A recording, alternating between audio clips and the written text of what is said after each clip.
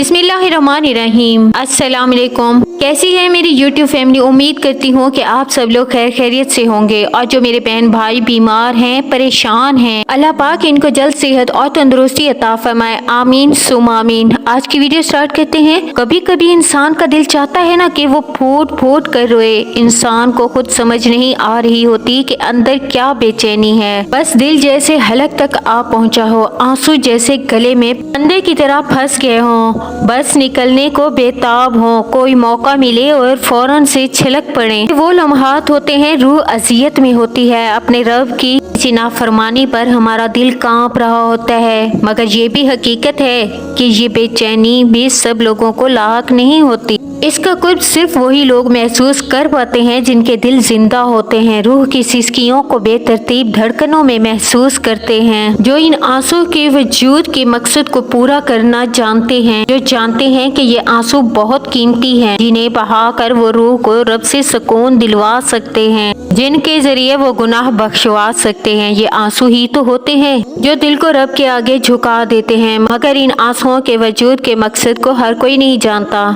यकीन मानो ये आंसू बहुत बड़ी नेमत होते हैं। आपको पता है सब्र क्या है? बिल्कुल खामोशी, कोई शिकवा नहीं। अल्लाह पर यकीन के हालात बदल जाएंगे, ना भी बदले तो फिर क्या, मेरे रब को बेहतर पता है।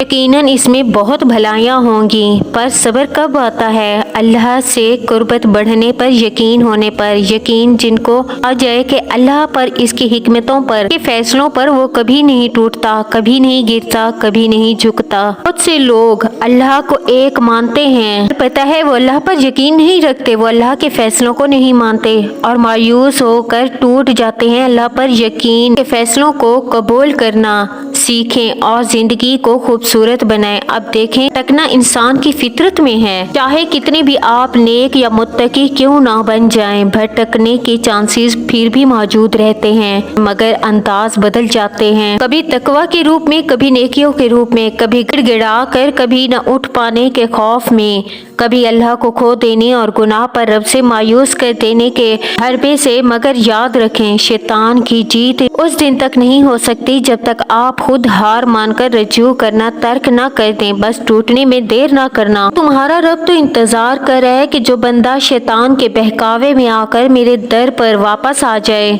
इसे माफ कर दूंगा, अपनी रहमत से इसे ढांप दूंगा। मेरे अल्लाह तो कहते हैं, ए ईमान वालों, दौड़ो अपने रब की मगफिरत की तरफ। तुम्हें अपने रब करीम से किस चीज ने धोखे में डाल रखा है? गुनाह करके आने वाले को भी अल्लाह बार बार अपना कहकर बुला रहा है।